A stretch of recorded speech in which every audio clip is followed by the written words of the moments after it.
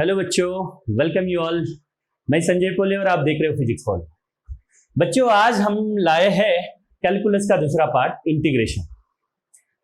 ये जिस तरह से डिफरेंशिएशन के एप्लीकेशंस हमने देखे फिजिक्स में, डिफरेंशिएशन का क्या रोल होता है, उसके बिना हम फिजिक्स में आगे नहीं बढ़ सकते जिस तरह से, उतना ही इंपॉर्टेंट रोल इस इंटीग्रेशन का भी है। तो आज हम समझने जा रहे हैं कि वो ज्योमेट्रिकली क्या मतलब होता है इंटीग्रेशन का, और फिजिक्स में उसके क्या एप्लीकेशंस है, उसके बारे में आज विस्तार से चर्चा करेंगे। इंटीग्रेशन देखिए बच्चों, अगर हमको मान लीजिएगा इस तरह का कोई तो ग्राफ है, ये फंक्शन है, y नामक कोई तो फंक्शन है, x के साथ इस तरह से बदल रहा है। तो इस ग्राफ से मुझे क्या समझ में आ रहा है, जैसे मैं यहां से इधर आ रहा है, x1 से x2 की तरफ आ रहा हूं, तो हो क्या रहा है, x1 से इधर मैं x1 के पास y की वैल्यू y0 है फॉर एग्जांपल, तो मैं देख पा रहा हूं कि x2 के पास भी y की जो वैल्यू है वो भी y0 ही है। तो अगर मैं इधर से यहां आ रहा हूं, जैसे इधर से इधर आता हूं, तो y की वैल्यू में कोई भी बदलाव नहीं, किसी भी तरह का बदलाव नहीं, किसी भी तरह का बदलाव नहीं। तो फिर अगर इस तरह का अगर कोई फंक्शन है तो ये कांस्टेंट फंक्शन है, y जो है x के साथ नहीं बदल रहा है। y ऐसे फंक्शन को क्या बोलता है, कांस्टेंट फंक्शन बोलते हैं। y जो है x का कांस्टेंट फंक्शन है, उसका ग्राफ अगर देखेंगे तो x के साथ पैरेलल होगा। और हमसे पूछा जा रहा है फॉर एग्जांपल, ये जो लाइन है, ये जो कर्व है, यहाँ पे स्ट्रेट लाइन है, y जो फंक्शन है उसे अगर हम ड्रॉ करते हैं तो ये जो कर्व आ रहा है ये स्ट्रेट लाइन है, देख सकते हैं आप, ये वाली स्ट्रेट लाइन है, x एक्सिस को पैरेलल है ना। तो हमसे पूछा जा रहा है फॉर एग्जांपल ये वाला एरिया निकालना है। हमसे पूछा जा रहा है ये जो कर्व है, स्ट्रेट लाइन है, स्ट्रेट लाइन को भी कर्व बोल रहा हूं, ये जो कर्व है इस फंक्शन का, इस फंक्शन को प्लॉट कर रहा हूं तो इस तरह का जो कर्व आ रहा है, ये जो कर्व और एक्स एक्सिस के बीच में जो एम्बेडेड एरिया है ना, ये जो मैंने यहाँ पे लाइन से उसको रिप्रेजेंट किया है, ये जो एरिया है, ये एरिया मुझे ढूंढना है। तो सीधी सीधी बात है, बहुत आसान है, क्योंकि ये रेक्टेंगल है, ये रेक्टेंगल है और इसका एरिया निकालना काफी आसान है, हर कोई निकाल सकता है। तो अगर हमको इसका area under the curve, area under the line, area under the line and the x axis अगर मुझे निकालना है तो काफी आसान है इस पर्टिकुलर केस में, क्योंकि ये रेक्टेंगल दर्शा रहा है। तो इसका एरिया क्या होगा, एरिया अंडर द लाइन बोलने के बजाय मैं लाइन को भी एक स्पेशल केस बोलूंगा कर्व का। देखिएगा बेटा, एरिया अंडर द कर्व, इस कर्व के नीचे का जो एरिया है, देखिए इसे ढूंढना कितना आसान है, क्योंकि ये रेक्टेंगल बनता है। तो इसका एरिया क्या होगा, इसकी विड्थ और ये इसकी लंबाई, ये है y0 और ये है x2 माइनस x1, तो एरिया सिंपल है y0 into x2 minus x1। काफी आसान तरीके से हमने यहां पर एरिया ढूंढ लिया है, बिल्कुल भी कोई परेशानी नहीं हुई। इस तरह का अगर आपका y किसी x का कांस्टेंट फंक्शन हो जाता है तो उस कर्व के नीचे का एरिया निकालना काफी आसान हो जाता है, क्योंकि वो कर्व सेम स्ट्रेट लाइन होता है एक्स एक्सिस को पैरेलल, और वो कुल मिला के अगर मैं इस तरह से कंबाइन कर देता हूं तो रेक्टेंगल बन जाता है। तो काफी आसान से हमने इधर एरिया निकाला। लेकिन दिक्कत तो तब हो जाती है अगर मान लीजिएगा उसी तरह का फंक्शन है, y x का ही फंक्शन है, लेकिन y जो है वो कांस्टेंट फंक्शन नहीं है। आप देख सकते हो मैं यहां पर x1 से लेकर x2 की तरफ बढ़ रहा हूं, तो y में किस तरह का बदलाव आ रहा है। अब देखो y बदलते जा रहा है, बढ़ते जा रहा है। अब देख सकते हैं y बढ़ते जा रहा है, मैक्सिमम हो रहा है, फिर से y घट रहा है, घट रहा है, घट रहा है। तो अगर इस केस में y तो कांस्टेंट है नहीं x के साथ, y का वेरिएशन हो रहा है x के साथ, तो इस केस में अगर हमसे कोई पूछ लेता है कि भैया इस कर्व के नीचे का और एक्स एक्सिस के बीच में का ये जो एरिया है, यहां पे मैं आपको शेडेड कर, ये जो एरिया है, इस एरिया को अगर हमको निकालना है तो दिक्कत शुरू हो जाती है। सही बात है, यहां पे तो बहुत आसानी से निकाला था हमने, क्योंकि रेक्टेंगल बन गया था। लेकिन यहां पर रेक्टेंगल नहीं बन रहा है, कुछ अड़े टेढ़े शेप का कोई तो भी कर्व है और इधर एक्स एक्सिस है, इनके बीच में का ये जो एरिया निकालना थोड़ा सा दिक्कत हो सकता है। तो ऐसे केसेस में हम किस तरह से इस एरिया को निकाल सकते हैं, तो निकालने के लिए हमारे पास कोई जरिया है क्या, तो हम एग्जैक्टली तो नहीं निकाल सकते, लेकिन देखिए एक तरीके से निकाल सकते हैं। वो कैसे है, मैं इसे हटा देता हूं ताकि मुझे मेरे लिए बोर्ड खाली हो जाएगा। तो हम तो समझ चुके हैं इसका एरिया कैसे ढूंढना है। तो अब देखिएगा, इस तरह का अगर कोई कर्व है, इस तरह का अगर कोई कर्व है और इस कर्व के अंदर का एरिया ढूंढना है, तो अब क्या किया जाए। देखिए, अगर मैं यहां पर कोई भी x की वैल्यू लेता हूं, suppose this is x, this is y, है ना, दिस इज y, क्योंकि ये रेक्टेंगल तो नहीं है, सीधे सीधे रेक्टेंगल है नहीं, तो रेक्टेंगल वाला फार्मूला तो नहीं लगा सकता मैं। तो मैं क्या करता हूं, इस वाला जो कर्व है, मान लीजिएगा कोई किसी तरह का यहां पर कोई भी मान लीजिएगा पिज्जा है और इस तरह का शेप है, मान लीजिए पिज्जा। जनरली इस तरह का शेप वाला पिज्जा तो होता नहीं है, लेकिन हम कंसीडर करते हैं हमारी प्रॉब्लम में, मान लीजिए हमारे पास इस तरह का कोई तो भी पिज्जा है और एक छोटा सा पिज्जा, ये छोटा सा पिज्जा है और बहुत सारे लोग इस पिज्जा को खाने पहुंचे, बहुत सारे लोगों के बीच में इसे शेयर करना है, बहुत अनगिनत लोग हैं। तो क्या किया जाएगा, हम क्या करेंगे, इसको ना ऐसे छोटे छोटे स्लाइसेस में काटेंगे, इसको बहुत छोटे छोटे इस तरह के स्लाइसेस में काटेंगे, बहुत छोटे छोटे स्लाइसेस में काटेंगे। इनफाइनाइट बहुत सारे लोग हैं तो बहुत सारे छोटे, जितने छोटे स्लाइसेस काट सकते उतने छोटे छोटे स्लाइसेस में काटिएगा। और हर एक स्लाइस की जो विड्थ है, मान लीजिएगा ये डिस्टेंस x है, तो ये जो इसकी जो विड्थ है, उस विड्थ को मैं dx बनता हूं। अब आपको बताया था इससे पहले मैंने, dx मतलब इनफाइनेटिसिमल चेंज, किसमें चेंज, x में चेंज, बहुत छोटा चेंज हम दिखा रहे हैं। ये जो है x है और इसकी जो विड्थ है भैया, जिसे हम कंसीडर कर रहे हैं यहां पर, ये जो है इसकी जो विड्थ है काफी काफी काफी छोटी है x के कंपैरिजन में, इसलिए हम इसको क्या बोलते हैं, इनफाइनेटिसिमल स्मॉल, और इसे हम dx से रिप्रेजेंट करते हैं। तो ये जो छोटी सी स्लाइस अगर मैं यहां देख रहा हूं और इस स्लाइस को अगर मैं बाहर निकालता हूं, तो जितना पॉसिबल हो सके उतना छोटा अगर मैंने इसका विड्थ कर दिया, तो आप देख सकते हैं इसको जब मैंने बाहर, ये जो पिज्जा का शेप जो था वो कुछ आड़ा टेढ़ा शेप था, पता नहीं इसको क्या बोलते हैं, कौन सा शेप बोलता है, लेकिन इसमें से एक छोटा सा स्लाइस अगर मैं निकालता हूं बाहर, तो इस स्लाइस की तरफ अगर मैं देखता हूं तो मुझे एक बात समझ में आती है, सर ये जो स्लाइस है लगभग एग्जैक्टली तो नहीं अभी भी, लेकिन ये जो स्लाइस है, छोटा जो स्लाइस इस पार्ट से बाहर निकाला गया है, जो छोटा सा स्लाइस है, ये लगभग बहुत छोटा है dx। तो ये स्लाइस लगभग एक रेक्टेंगुलर का शेप धारण करेगा, बहुत छोटी सी रेक्टेंगुलर स्ट्रिप है, बहुत छोटी सी रेक्टेंगुलर स्ट्रिप है। तो ये बहुत छोटी सी रेक्टेंगुलर स्ट्रिप हम यहां पर बना लेंगे, ये हमारी रेक्टेंगुलर स्ट्रिप है, यहां से ये दूरी x है मान लीजिएगा, तो तुरंत इसे क्या मानना है, इसमें यहां तक तो x है, x में थोड़ा सा इंक्रीमेंट, बहुत छोटा सा इंक्रीमेंट, उस इंक्रीमेंट का नाम dx बोल रहे हैं। और देखिए dx इतना छोटा है कि इधर से y की वैल्यू समथिंग y है, इधर से y की वैल्यू y डैश है। अब इधर वाली हाइट और इधर वाली हाइट देखा जाए तो सेम नहीं है, लेकिन अगर dx अगर बहुत छोटा है, इसकी विड्थ अगर बहुत छोटी है, तो ये y डैश की एवरेज लगभग इस y डैश की वैल्यू में y मान सकता हूं। उधर वाला जो साइड है ना, ये इधर वाला जो y है वो इधर वाला y है और उधर वाला y जो है उसे y डैश बोल रहे हैं। इधर ये जो हाइट है, यहां से ये जो हाइट दिख रही है आपको, ये हमारा y हाइट है और इधर वाला जो हाइट है वो y डैश है। लेकिन यदि अगर हमारा ये dx बहुत ही ज्यादा छोटा हो तो y डैश ये जो है ये लगभग बस y के करीब होगा, और इधर का भी y और इधर का भी y डैश है, लेकिन मैं इसको अप्रोक्सीमेटली y ले सकता हूं। तो इसका मतलब होगा कि इधर की वैल्यू y और इस साइड का जो भी साइड है, उधर वाला जो साइड है उसका भी वैल्यू y है, हाइट y है। तो इसे हम लगभग अप्रोक्सीमेटली इसको एक रेक्टेंगल बोल सकते हैं जिसकी हाइट है y और विड्थ है dx। ऐसा ये जो स्लाइस है इसे हम रेक्टेंगुलर स्लाइस बोल सकते हैं जिसकी लंबाई है y और विड्थ है dx।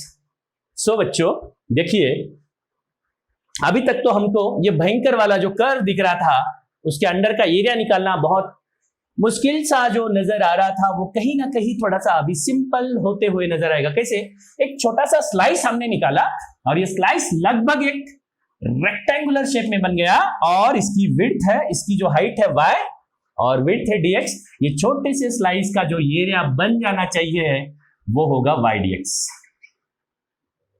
राइट। तो सर ये तो एक छोटे से स्लाइस का एरिया हो गया, हमें तो पूरे कर्व के नीचे का पूरा एरिया चाहिए। तो हम क्या करेंगे, दूसरे केस में क्या करेंगे, और भी इधर से एक छोटी सी स्लाइस बनाएंगे और एक दूसरा स्लाइस लिया जाएगा इधर। अब इस स्लाइस में, अब देखिए मैं यहां ड्रॉ करता हूं, इस स्लाइस में मान लीजिएगा इधर का वैल्यू है समथिंग y1 और इधर का वैल्यू है y2, लेकिन फिर से हम क्या कर रहे हैं, इसकी जो विड्थ है वो बहुत छोटी कर रहे हैं ताकि इस y2 को मैं अप्रोक्सीमेटली y मान सकता हूं। तो ये y1 ये y2, लेकिन y2 को हम अप्रोक्सीमेटली y1 मान रहे हैं और इसकी विड्थ dx बहुत छोटी है, सो दैट इसका भी मैं ये इसके बाजू वाला जो स्लाइस है ना उसका भी एरिया हम निकालते हैं। फॉर एग्जांपल उसे y1 इंटू dx बोलता हूं। फिर से इस तरह से और एक स्लाइस बनाऊंगा, उसका भी एरिया निकालूंगा, इसे ऐड करूंगा। इस तरह से हर एक छोटे छोटे स्लाइस का एरिया निकालूंगा और सबको इस तरह से अगर ऐड करता हूं तो ये सारे के सारे छोटे रेक्टेंगुलर स्लाइसेस जो भी बने हैं उनके सबके एरियास निकाल के इस तरह से अगर ऐड करता हूं, और मेरा ये जो काटने का जो सिलसिला शुरुआत होना चाहिए x1 से लेके x2 तक, यहां से छोटे से स्लाइसेस बनाते जा रहा हूं x1 से लेकर x2 तक, इस तरह से छोटे स्लाइसेस बना रहा हूं। हर स्लाइस इतना छोटा काट रहा हूं कि वो रेक्टेंगल जैसा दिखे, और हर रेक्टेंगुलर स्लाइसेस का एरिया निकाल रहा हूं। ये पहले रेक्टेंगुलर स्लाइस का एरिया है, ये दूसरे रेक्टेंगल का स्लाइस का एरिया है, तीसरे का है, चौथे का है, पांचवे का, इस तरह से सारे के सारे जितनी भी स्लाइसेस रेक्टेंगुलर बन रहे हैं उन सबका एरिया निकाल के, छोटे स्लाइसेस का एरिया निकाल के, ताकि वो रेक्टेंगुलर है बहुत सारे स्लाइसेस के एरियाज को अगर हमने ऐड किया और सबको ऐड किया तो इसके बदले हम लिख सकते हैं समेशन ऑफ अगर y इंटू dx। यदि अगर आपका एडिशन अगर आप डिस्क्रीट टर्म्स का अगर यूज कर रहे हो तो आप इस तरह का सिंबल यूज करिएगा, लेकिन अगर आप कंटिन्यूअस टर्म का अगर समेशन यूज करते हो तो इसी के जगह पे यही काम करेगा, लेकिन सिंबल हम इस तरह का सिंबल यूज करते हैं। और ये क्या दर्शा रहा है हमें, ये एक छोटे से स्लाइस का एरिया है और ऐसे बहुत सारे स्लाइसेस निकालिए और सबका एडिशन करिए, ये देगा हमको एरिया अंडर द कर्व। ये जो एरिया है दिस एरिया विल बी, ये पूरा जो है ना, ये बहुत सारे एडिशन है ना, इस सबको कंसाइज फॉर्म में इस तरह से लिखा हूं, इस तरह से लिखे हम y इंटू dx, और इसे बोलेंगे समेशन को हम यहां पर बोलते हैं इंटीग्रेशन, इसे बोलेंगे हम इंटीग्रेशन। ये जो सांप की तरह साइन दिख रहा है, सिंबल दिख रहा है सांप की तरह, ये जो है ये इंटीग्रेशन का सिंबल है। तो इसे हम पढ़ेंगे इंटीग्रेशन ऑफ y dx। इसका मतलब बहुत सारे स्लाइसेस काटे, हर स्लाइस का एरिया निकाला और सबका ऐड किया, उस एडिशन को हम इस तरह से लिख रहे हैं और इसे हम बोलेंगे integration of y dx, integration of y dx। और ये ज्योमेट्री के लिए हमें क्या दे रहा है, area under the curve, area under the curve. तो कुल मिला कहां से कहां तक करना है आपको, कहां से कहां तक काटना है, x1 से लेके आपकी जो कटाई है x1 से शुरुआत होनी चाहिए और x2 तक चलना चाहिए। तो इसे हम बोलते हैं integration of y dx from x1 to x2। इसे हम लिमिट बोलते हैं, ये लोअर लिमिट कहलाता है और ये अपर लिमिट कहलाता है। तो कुल मिला के इंटीग्रेशन ऑफ वन फंक्शन हमें ज्योमेट्रिकली क्या रिप्रेजेंट करता है, area under the curve. So y dx gives this area, ये जो एरिया है ना, ये एरिया देगा हमको। तो आप देख सकते हैं, आप किसी भी तरह का किसी भी आधा टेढ़ा कर्व कोई भी क्यों ना हो, बस उसका मैथमेटिकल अगर फॉर्म आपके पास हो तो वो एरिया हर हाल में निकाला जा सकता है बाय यूजिंग द इंटीग्रेशन। तो अभी देखते हैं कि इंटीग्रेशन, किसी भी फंक्शन का इंटीग्रेशन किस तरह से किया जा सकता है। उसके लिए कुछ मैं आपको फॉर्मूले देता हूं, उसके हिसाब से कोई भी गिवन फंक्शन का इंटीग्रेशन किस तरह से परफॉर्म करते हैं उसके बारे में भी देखिए। इंटीग्रेशन कैसे किया जाए, sir for example y dx, यहाँ पे y का इंटीग्रेशन करना है। फिलहाल मैं लिमिट के साथ इंटीग्रेशन कैसे करते हैं ये नहीं बता रहा हूं आपको। अगर बिना लिमिट से अगर आप इंटीग्रेशन करते हो तो इसे इनडेफिनिट इंटीग्रेशन कहा जाता है। तो अभी मान लीजिएगा y dx, ये इसे हम कैसे पढ़ना है, इंटीग्रेशन ऑफ y dx। फिलहाल हम लिमिट के बारे में बात नहीं करते हैं। तो फॉर एग्जांपल कोई भी function y is equal something x का पावर n, इस फॉर्म में अगर होगा, y इज इक्वल x का पावर n, इस फॉर्म में अगर होगा कोई भी फंक्शन, तो उसका डेरिवेटिव उसका जो इंटीग्रेशन है वो कैसे किया जाए। देखिएगा मैं यहां पर आपको एक फॉर्मूला बताता हूं, x के बदले इधर y के बदले क्या, x का पावर n, x का पावर n dx। सर इसका इंटीग्रेशन कैसे किया जाए, सिंपल है सर, बहुत ही ज्यादा सिंपल है। इसकी जो आइडेंटिटी होती है मैं आपको बताता हूं, x पावर n का जो इंटीग्रेशन होता है, x का पावर कुछ नहीं करना है सर, बिल्कुल डेरिवेटिव जैसा ही है। वहां पर हम क्या करते थे, n इंटू एक्स का पावर n माइनस वन करते थे, तो यहां पर क्या करना है, x का पावर n प्लस वन करना है, और नीचे जो पावर में लिखा ना वही नीचे भी लिखना है, बस काम खत्म। x का power n plus one divided by n plus one, बस इतना सिंपल है। और जब आप लिमिट नहीं पुट करते हो तो यहां पर इसकी वैल्यू कुछ भी हो सकती है अलग अलग लिमिट के लिए, तो डेफिनेट नहीं है इसकी वैल्यू, अलग अलग हो सकती है। अगर लिमिट 0 से 1 लिया तो कुछ और होगा, 2 से 3 लिया तो कुछ और होगा। तो इसकी वैल्यू को कंट्रोल करने के लिए एक इंटीग्रेशन कांस्टेंट लिखा जाता है, और इस इंटीग्रेशन कांस्टेंट को किस तरह से ढूंढा जाता है ये हम देखेंगे। इसे हम जनरली कुछ गिवन कंडीशन के हिसाब से इस इंटीग्रेशन कांस्टेंट को ढूंढते हैं। फिलहाल तो आप मान लीजिएगा, इसके बारे में ज्यादा मत सोचिए, इसे कैसे निकाला जाता है हम देखेंगे बाद में, राइट। तो याद रखना, किसी भी इनडेफिनिट इंटीग्रेशन में इंटीग्रेशन कांस्टेंट c लगाना भूलना नहीं। तो ये इंटीग्रेशन है सर, ये वाला फॉर्मूला है। जब भी फंक्शन आपका x पावर n इस फॉर्म में होगा तो इसका इंटीग्रेशन यही होगा बस। सर ये जो इंटीग्रेशन का फॉर्मूला है सिर्फ केवल एक केस में वैलिड नहीं होगा, वो जब n की वैल्यू -1 होगी। देखिए ना, अगर मैं यहां पर n की जगह पर अगर -1 डालता हूं तो -1 + 1 0 हो जाता है, और ये अनडिटरमिनेट फॉर्म में इंफिनिटी हो जाता है। तो ऐसे केसेस में ये वाला फॉर्मूला नहीं होगा जब n की वैल्यू -1 होगी। ये वाला फॉर्मूला तभी वैलिड है जब n की वैल्यू -1 नहीं है, यहां पर -1 नहीं चलेगा इस फॉर्मूले के लिए। तो जब -1 होगा तो कैसा होगा वो देखेंगे। चलिए इस फॉर्मूले को अप्लाई करके हम किस तरह से इंटीग्रेशन परफॉर्म कर सकते हैं। देखिए बहुत सिंपल सवाल लेता हूं मैं आपको। x के जगह पर y के जगह पे फॉर एग्जांपल इस तरह से y is equal to something x², इस तरह का फंक्शन है, इसका इंटीग्रेशन कैसे किया जाए, x² dx, ये dx लिखना मत भूलिएगा, ये इंटीग्रेशन का साइन है। हाँ, इसका इंटीग्रेशन ये फॉर्मेट में है sir, x power n dx इस फॉर्मेट में है ये, तो इसका इंटीग्रेशन का फॉर्मूला ये होता है। तो क्या होना है, x² x का पावर n है, तो क्या किया जाएगा, x का पावर n प्लस 1, 2 + 1, नीचे भी 2 + 1, और इंटीग्रेशन कांस्टेंट लिखना ना भूलना। तो इसे फर्दर सॉल्व करेंगे तो क्या होगा, x³ / 3 +। आप देखिए सर, इंटीग्रेशन और डिफरेंशिएशन उल्टा होता है। अब देखिए जरा सा एक बार, ये जो भी रिजल्ट आया, x² को इंटीग्रेशन करने के बाद जो भी फंक्शन आया, इस फंक्शन को अगर फिर से पुनः अगर डिफरेंशिएशन करता हूं, इसको फिर से डेरिवेटिव करता हूं, तो मुझे यही आएगा, यही फंक्शन आएगा। अब देखिए 3x³ / 3 का अगर मैं डेरिवेटिव करता हूं तो क्या होगा, 3x का पावर 3 - 1 डेरिवेटिव कर रहा हूं, डिफरेंशिएशन कर रहा हूं, बाय 3 तो ऑलरेडी है, ये 3 गया तो x², c तो कांस्टेंट है, कांस्टेंट का डेरिवेटिव जानते हो तो 0 ही होता है x²। इसका मतलब ये किस फंक्शन का इंटीग्रेशन है, अगर इसको डेरिवेटिव करता हूं तो वही फंक्शन आता है। अगर मैं इसे इंटीग्रेट करता हूं, इस x² को इंटीग्रेट करता हूं तो ये आता है, x³ / 3 आता है। अगर x³ / 3 को फिर से डेरिवेटिव करता हूं तो मुझे फिर से x² ही आता है। तो हम कह सकते हैं कुछ हद तक इसका जो इंटीग्रेशन ये है, इसको डेरिवेटिव करो तो फिर से यही आता है। तो इंटीग्रेशन और डेरिवेटिव एक दूसरे के उल्टे होते हैं लगभग। तो इस तरह से x² का डेरिवेटिव करना आसान है। अभी देखिए कुछ और फंक्शन देखते हैं, उसका इंटीग्रेशन कैसे किया जाए, इसी फॉर्म में हो तो कैसे किया जाए।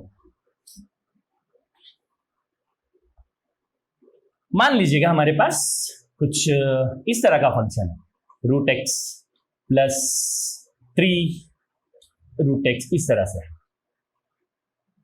तो यहां पर तो एक टर्म नहीं है सर, दो टर्म है, और इस तरह का फॉर्म भी नहीं दिख रहा है, तो डोंट वरी, हम इसको इस तरह के फॉर्म में कन्वर्ट कर सकते हैं। देखिए कैसे, ये सबसे पहले तो दो अलग अलग हैं, इसको सबसे पहले आप सेपरेट कर सकते हो। जैसे डेरिवेटिव में हम कर सकते थे, एडिशन में अगर दो फंक्शन एडिशन में है तो इसका अलग इसका अलग, उसी तरह से हम पर एडिशन का भी कर सकते हैं। 1/√x, ये dx दोनों के लिए कॉमन है, तो इसके लिए भी जब अलग करते हो तो dx को भी अलग करना होगा, 3√x, ठीक है। तो आप देखिए सर, इसको पहले इस फॉर्म में लेके जाते हैं। हम सब जानते हैं सर, √x का मतलब क्या होता है, x का पावर 1/2, इसका मतलब होगा x का पावर 1/2 dx, यहां पर भी 3 × √x है, मतलब यहां पर भी x का पावर 1/2। सिंपल है सर। इसको हम क्या करेंगे, आप 1/x का पावर n समथिंग होता है तो उसको x का पावर -n इस फॉर्म में लेके जा सकते हैं, -1/2। इसे x पावर 1/2 को x का पावर -1/2 लिखा हमने, और ये हो गया हमारा। देखिए ये 3x रूट x के साथ मल्टीप्लीकेशन में, 3 तो कांस्टेंट है, आप इसको इंटीग्रेशन के बाहर लिख सकते हैं। याद रखिएगा, कोई भी अगर किसी वेरिएबल के साथ अगर इस तरह का कोई कांस्टेंट मल्टीप्लीकेशन में हो तो उसको इंटीग्रेशन के बाहर निकाल दो, हटा दो उसको।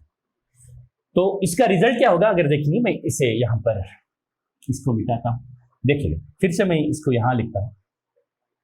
अब देख सकते हैं इधर x का पावर n के फॉर्म में है सर, और n की वैल्यू -1 नहीं होनी चाहिए, तो ही 1 नहीं होनी चाहिए, तो वो वाला फार्मूला एप्लीकेबल नहीं होगा। लेकिन यहाँ पे -1/2 है, चलेगा, वो वाला फार्मूला एप्लीकेबल है, राइट। तो इसे यहां लिखता हूं मैं, x का पावर -1/2 dx और x का पावर 1/2 dx। तो क्या होता है x का पावर n, तो क्या रहता है फॉर्मूला इसका इंटीग्रेशन, x का पावर n +1 -1/2 +1, और नीचे भी -1/2 +1 लिखना ना भूलना, प्लस यहां पर x का पावर n +1, n का मतलब 1/2 है, +1, नीचे भी 1/2 +1, और इंटीग्रेशन वंस यू, ये एक बार x का पावर n वाला फार्मूला अप्लाई करने के बाद कुछ लोग इस सांप को पकड़ के रहते हैं, इसे छोड़ देना है, इस इंटीग्रेशन वाले साइन को छोड़ना है, उसको वहीं पे छोड़ देना है। Once you perform the integration operation, इसे छोड़ दीजिएगा, इसे फिर से नहीं पुट करना है। कुछ बच्चे क्या करते हैं, इसे ये होने के बाद फिर से इसे इंटीग्रेशन का साइन ऐसे ही रख देता है, तो ऐसे नहीं करना है। तो ये हो गया इंटीग्रेशन हमारा, फर्दर इसको सॉल्व करना है। इंटीग्रेशन जैसे ही सॉल्व होते हैं यहाँ पर एक इंटीग्रेशन का कांस्टेंट लिख देना, आप इसको फर्दर सॉल्व कर सकते हैं। तो इसके अलावा ये तो x का पावर n अगर के फॉर्म में अगर फंक्शन है, जब n की वैल्यू -1 नहीं है तब इंटीग्रेशन कैसे किया जा सकता है मैंने आपको बताया। तो यहां पर मैंने कुछ फॉर्मूले दिए हैं, आप प्लीज नोट कर लीजिएगा इसको। देखिए x का पावर n dx है तो x का power n+1 bye n+1 + c। ये वाला फार्मूला तब एप्लीकेबल नहीं होगा जब n की वैल्यू -1 के बराबर होगी, मतलब ये वाला फार्मूला एप्लीकेबल होना है तो n की वैल्यू -1 के बराबर नहीं होनी चाहिए। यदि अगर n की वैल्यू -1 के बराबर होगी, जैसे कि इस यहां पर दिख रहा है आपको, तो x का पावर -1 के बदले क्या होगा 1/x। जरा सोचिए कौन से फंक्शन को डेरिवेटिव करेंगे तो 1/x आता है। हमें याद आना चाहिए सर, log ऑफ समथिंग को डेरिवेटिव करते हैं तो 1/समथिंग आता है। तो ये किसका डेरिवेटिव है, log का, तो इसका इंटीग्रेशन क्या होना चाहिए log, 1/x का इंटीग्रेशन log x होता है प्लस c। हम और उसके बाद हम देखेंगे exponential function e power x। हमने वहां पर देखा था डिफरेंशिएशन में, e पावर x एक ऐसा फंक्शन है उसको डेरिवेटिव करो तो भी वही आता है, इंटीग्रेशन करो तो भी वही आता है, उसका स्वरूप जो है चेंज नहीं होता है, बड़ा बेशरम फंक्शन है।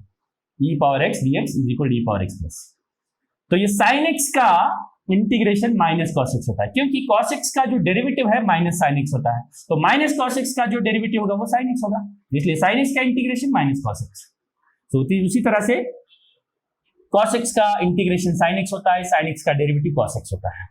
हाँ, यहां पर एक स्पेशल केस है, सिर्फ dx है या फिर कोई कांस्टेंट इनटू dx है, x का कोई टर्म नहीं, x मतलब अगर कुछ टर्म नहीं है तो हम इसे ऐसे मान सकते हैं 1 है, या 1 को हम x पावर 0 मान सकते हैं। तो फिर से ये वाला फॉर्मूला अगर अप्लाई करता हूं, x का पावर 0 dx है तो x का पावर 0 + 1/0 + 1, यानी x का पावर 0 + 1 मतलब x का पावर 1 मतलब x है ना। तो सिर्फ dx है, ओनली dx है, ओनली dx है, तो उसका इंटीग्रेशन x होगा और इंटीग्रेशन कांस्टेंट आपको लिखना ही पड़ेगा। ये जो फॉर्मूले है, मेरे ख्याल से बहुत ज्यादा फार्मूले तो जरूरत नहीं है, कुछ गिने चुने फार्मूले ही अपने को चाहिए, जितना फिजिक्स में लगता है उसके लिए, राइट। तो ये फॉर्मूले सबको नोट करना होगा, इसके बदौलत हम आगे डिफरेंशिएशन के इंटीग्रेशन के और भी प्रैक्टिस करेंगे। और भी इसके अलावा अगर हमको फॉर एग्जांपल tan x का डेरिवेटिव चाहिए, सॉरी इंटीग्रेशन चाहिए, तो इसका फॉर्मूला होता है, नोट कर लेना, tan x integration of tan x होगा log ऑफ sec x, और log हमेशा सिर्फ पॉजिटिव वैल्यूज के लिए ही डिफाइन होता है, तो ये नेगेटिव भी होने का खतरा है, इसे पॉजिटिव बनाए रखने के लिए बॉन्ड लिखता है, और इंटीग्रेशन कांस्टेंट। और उसी तरह से और भी cot x का अगर हमको इंटीग्रेशन चाहिए होगा, अगर यदि इसको फिर से डेरिवेटिव करता हूं तो मुझे tan x ही मिलेगा। अब देख सकते हैं log x का log ऑफ समथिंग का क्या होता है 1 बाय समथिंग, यानी 1 बाय sec x, और फिर से sec x का डेरिवेटिव हमने देखा था sec x into tan x, तो फिर से दो टर्म्स कैंसिल हो जाएंगे तो बचेगा tan x। c तो वैसे भी कॉन्स्टेंट है, उसका डेरिवेटिव 0 होगा, तो यदि इसको फिर से डेरिवेटिव करता हो तो फिर से tan x ही आएगा। ओके, तो cot x का डेरिवेटिव ठीक उसी तरह से log of mod of sin x होता है। मॉड इसलिए लिख रहे हैं यहां पर कि log जो है सिर्फ पॉजिटिव वैल्यूज के लिए ही डिफाइन होता है, प्लस इंटीग्रेशन कांस्टेंट। इसके अलावा हम और एक चीज याद रखते हैं, ये बहुत रेयरली आते हैं हमको कभी कभी, उसके लिए हम याद रखते हैं इसको। log x का इंटीग्रेशन जो होगा ये होगा log x into log x minus x, ये फॉर्मूले के तौर पे याद रख लीजिएगा इसको। अब देखिए इसको फिर से अगर हम डेरिवेटिव करेंगे तो ये फिर से यही आना चाहिए, यहाँ पर भी जो x होगा वो मॉड ऑफ x होगा, क्योंकि log जो है हमेशा केवल और केवल पॉजिटिव वैल्यूज के लिए ही डिफाइन होता है। तो कभी कभी क्या होता है कि कुछ फंक्शन कभी कभी साइन इस तरह से डिफाइन होता है, sine of kx plus b होता है इस तरह से। यहाँ पर ऐसे केसेस में डेरिवेटिव में हमने क्या किया था, पहले इस वाले टर्म का निकाला था डेरिवेटिव, फिर अंदर वाले टर्म का निकाला था। तो इंटीग्रेशन में भी अगर इस तरह से आता है ओरिजिनली, तो ये अगर इसकी प्रॉपर मेथड अगर है तो सब्स्टिट्यूशन मेथड कहलाती है। हम kx प्लस b के जगह पे कुछ और वेरिएबल अज्यूम करके हम करते हैं, लेकिन मैं आपको अभी फिलहाल शायद नहीं बताऊंगा वो सब। Sine of kx plus b का जो इंटीग्रेशन है आपको करना हो, हाँ, लेकिन याद रखना जो भी अभी बता रहा हूँ वो इसमें x होना चाहिए, बस x स्क्वायर x क्यूब रहा तो फिर इस वाला इस तरह का जो भी फॉर्मूला मैं लिख रहा हूँ वो शायद वैलिड नहीं होगा। तो sine of kx plus b है, तो अगर इस तरह का अगर फंक्शन है तो उसका इंटीग्रेशन क्या होगा, साइन ऑफ समथिंग जो होता है ना, साइन ऑफ समथिंग का इंटीग्रेशन क्या होता है माइनस कॉस ऑफ समथिंग, तो यहां पर भी वैसे लिखना है kx प्लस b, राइट। तो साइन ऑफ समथिंग का जो इंटीग्रेशन होता है माइनस कॉस ऑफ समथिंग। साथ ही साथ में यहां पर क्या है कि x अंदर वाला जो टर्म है ना, x के साथ जो भी मल्टीप्लीकेशन में होता है, वेरिएबल के साथ जो भी मल्टीप्लीकेशन में होता है, याद रखना इस तरह से करने के लिए x लीनियर होना चाहिए, मतलब x का पावर 1 ही होना चाहिए। अगर x स्क्वायर होगा तो ये वाली ट्रिक नहीं काम करेगी, तब आपको सब्स्टिट्यूशन मेथड ही यूज करना पड़ेगा, लेकिन शायद हमें वो कहीं आता नहीं है, तो इसलिए ज्यादा उसके बारे में सोचना अभी जरूरी नहीं है। जब आएगा तब हम सब्स्टिट्यूशन मेथड से हम करेंगे। kx plus b, cos of kx plus b, sine of something का जो भी इंटीग्रेशन होगा वो माइनस कॉस ऑफ समथिंग होगा, जो x का जो वेरिएबल x के साथ जो मल्टीप्लीकेशन में रहता है उसे डिवीजन में लिखना होगा, बस इतना ही करना पड़ेगा। ये this is true for anywhere. जैसे फॉर एग्जांपल अभी ऐसा है 1 बाय x के बदले for example 1 by ax plus b है, इस तरह का इंटीग्रेशन है। इस तरह का इंटीग्रेशन करना है तो 1 बाय x होता तो हम क्या करते हैं, log ऑफ समथिंग लिखते हैं। 1 बाय x होता तो log ऑफ x लिखते हैं। तो 1 बाय ax प्लस b है तो इधर क्या लिखना पड़ेगा, log ऑफ 1 बाय समथिंग है तो log ऑफ समथिंग, क्योंकि इसका डेरिवेटिव फिर से ये होना चाहिए x प्लस b। फिर से एक बात याद रखिएगा, x के साथ जो मल्टीप्लीकेशन में है उसे आपको डिवीजन में लिखना पड़ेगा प्लस c। ऑब्वियसली यहाँ पर मॉड होना चाहिए, मॉड इसलिए कि ये नेगेटिव नहीं होना चाहिए, नेगेटिव अगर हुआ तो भी उसे पॉजिटिव बनाए रखने के लिए मॉड लिखा जाता है। तो याद रखिएगा जब भी कोई फंक्शन साइन के अंदर इस तरह का फंक्शन हो तो साइन ऑफ समथिंग का integration minus cos of something करना है, x के साथ जो भी मल्टीप्लीकेशन में होता है उसको डिवीजन में डालना है। सिमिलरली यहाँ पर, हाँ, यहाँ अगर आपका इधर 1 के बदले अगर स्क्वायर क्यूब कोई और अन्य पावर होता तो फिर लॉग में नहीं आता उसका इंटीग्रेशन, तब उसको x स्क्वायर मतलब x का पावर n ये वाले फॉर्मेट में हम लेकर इंटीग्रेशन करते हैं। फॉर एग्जांपल आपको बता रहा हूं integration of x plus b whole power n इस फॉर्म में होता, x के बदले ये सब है ना, x के बदले ये सब है, तो इस तरह का इंटीग्रेशन कैसे करना चाहिए, वास्तव में तो सब्स्टिट्यूशन मेथड से ही करना चाहिए। x प्लस b के जगह पर कुछ u नामक या फिर कोई और अन्य वेरिएबल यहाँ पर अज्यूम करके वो करते हैं, लेकिन चलो जब भी x plus b whole power n इस फॉर्म में होगा, याद रखना यहाँ स्क्वायर नहीं होना चाहिए या क्यूब, कोई और 1 पावर होना चाहिए, बस कोई और पावर नहीं होना चाहिए x का, जब ये x का पावर 1 होगा और होल पावर n है, इस तरह का जब भी फंक्शन आता है x का पावर n वाला फॉर्मूला लगाते हैं, इसे x ट्रीट करिए थोड़ी देर के लिए, x का पावर n, तो क्या होना चाहिए इसका integration, ax plus b whole power n plus 1 by नीचे भी n प्लस 1। सिर्फ फर्क क्या होगा, इधर x का जो वेरिएबल, x वेरिएबल जो है ना, उसके साथ जो भी कोएफिशिएंट मल्टीप्लिकेशन में a, उस a को आपको डिवीजन में लिखना पड़ेगा इंटीग्रेशन कांस्टेंट के साथ।